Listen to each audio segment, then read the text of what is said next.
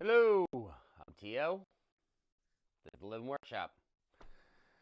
Today is May 15th, Thursday, 2025. So, what do we got going on? Let's go. Let's go. Let's get into it. First three things I'm grateful for. Number one, sunshine. I was working outside the last 2 days.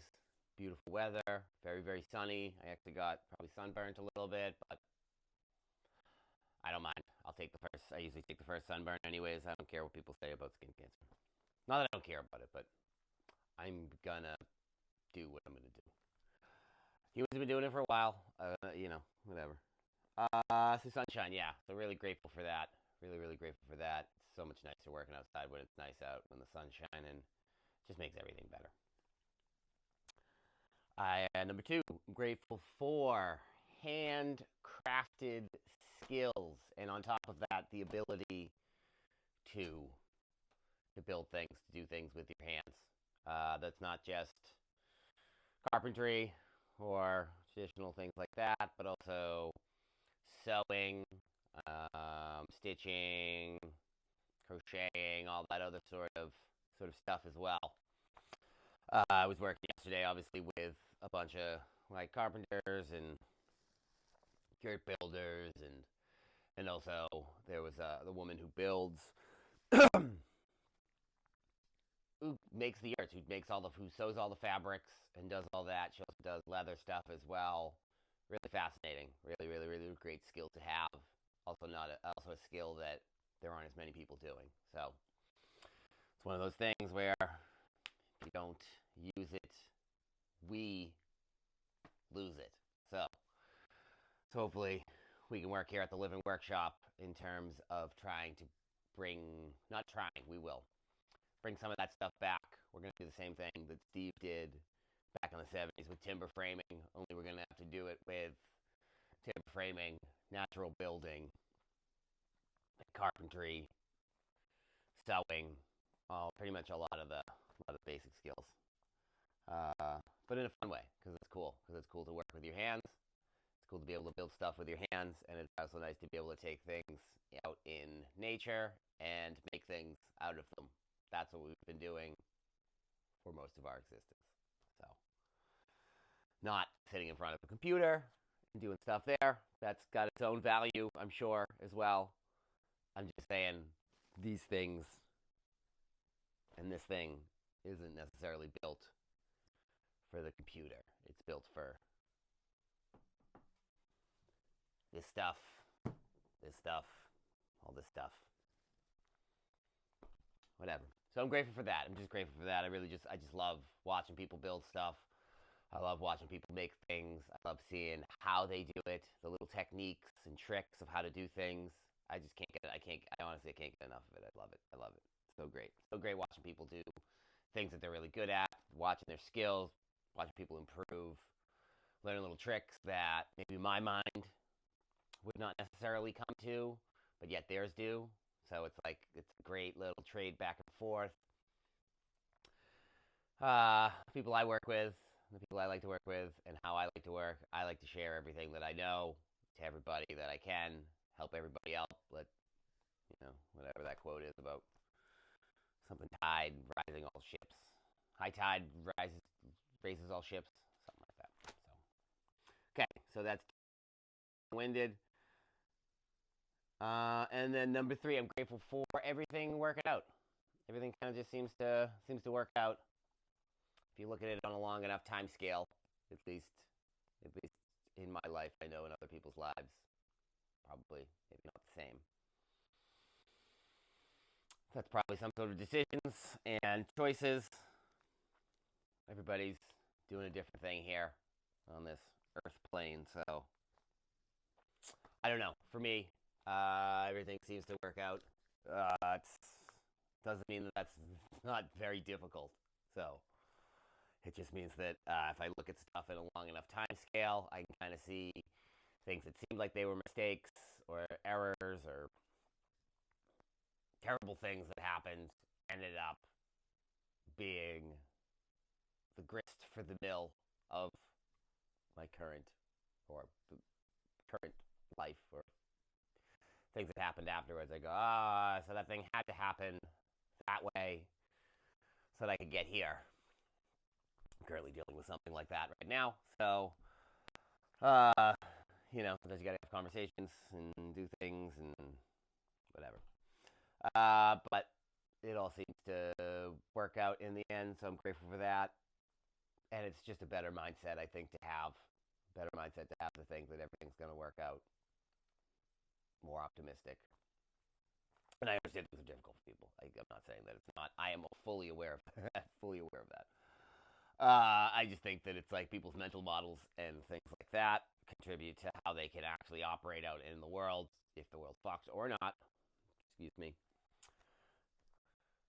So it's better to have a better mental model to operate into the world than to have crappier one, even if that crappier one might orient towards whatever. All right, this is too long. I'm at 6 minutes and I'm only into gratitude. Okay, all right. Well, I guess it's good to have 6 minutes of gratitude. All right, so yesterday, yurt stuff again. Everything got put together, worked out really well.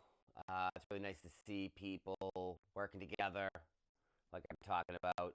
But also, it's kind of nice to see. How do I put this? It's like organic. I like when things kind of organically kind of come together, and kind of like group projects are kind of organically kind of. It's like this person's doing this thing, this one's doing this thing, this one's looking for this, and then you kind of just see, oh, this task needs to get done. And you kind of just move along, and everybody's kind of working together.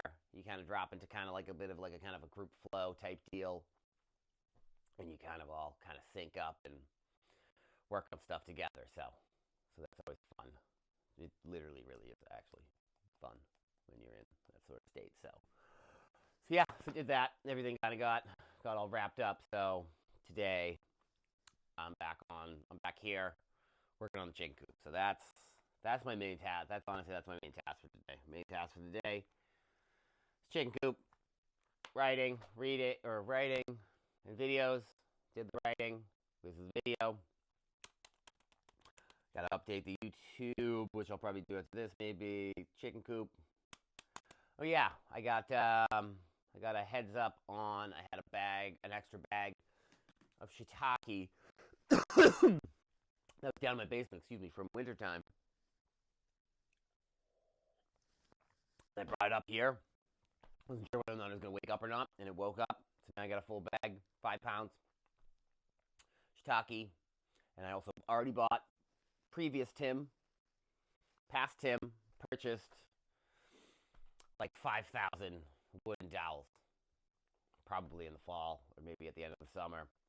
So now, this current Tim, gets to use those now. So now I'm at the point where I figured out, I got these dowels. Essentially, I'm soaking the dowels today.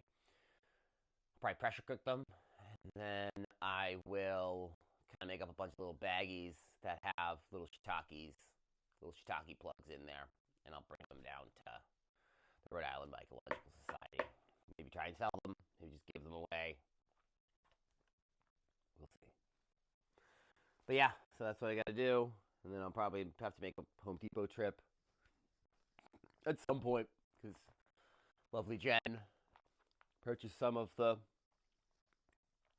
sheathing. Not all of the sheathing. So we'll have to go back there, but that's fine because we probably need to get stuff for like the roof and things like that. So it'll be good. So with that being said, I'm going to get out of here. Oh, yeah, let me show you one interesting thing before I go. So this is the experiment that we're doing. This is the experiment I talked about it the other day. This is chestnut with Master's Mix. And this is the chestnut with hardwood pellets, beet pellets, and a little bit of soy hull because I didn't have the oat. Somebody showed me the technique, but it's quite a bit slower than the soy hull. Looks like it's kind of starting to take off though. So who knows? I mean, if it takes a little bit longer, but I can plan for that. It's not bad. So that's just a little experiment that I wanted to show you how far these things are ready to get down into the fruiting chamber. And this guy, I don't even know if he's going to make it. Okay, so that's what I got. I'm going to turn this thing off and on while I'm chatting with you.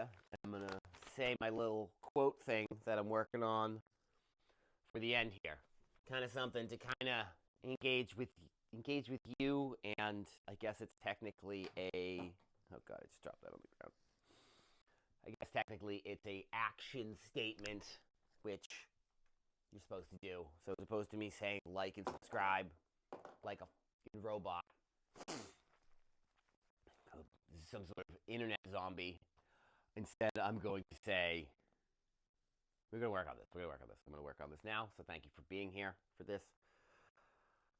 Essentially, I want to ask you what you're grateful for today. So if I can try to get you to tell me something you're grateful for, at least think about something that you're grateful for. It will help you. Trust me.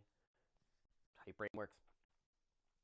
And then, what's your one smallest little task that you're going to work on today that's oriented towards your dream or your goal or your thing that you want to do, even if it's the smallest little thing in the world, even if it's like I want to paint. I've always wanted to paint, and I want to paint this drawing because it's me expressing my creativity and my art. Whatever it is, just do something for yourself as opposed to doing stuff for some corporate overlord or other people all the time. It's great to do stuff for other people when you want to, and it's great to make stable money. All those things are great.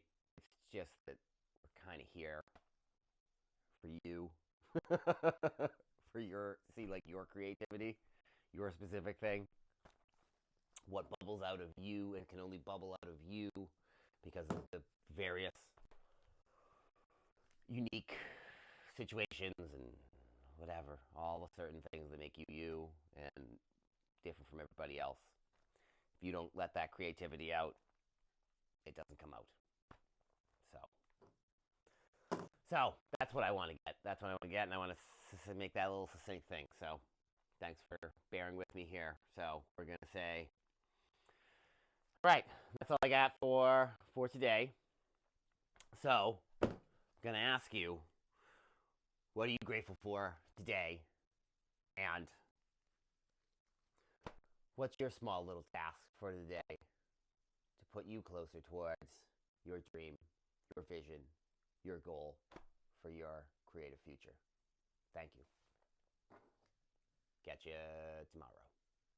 Best of luck.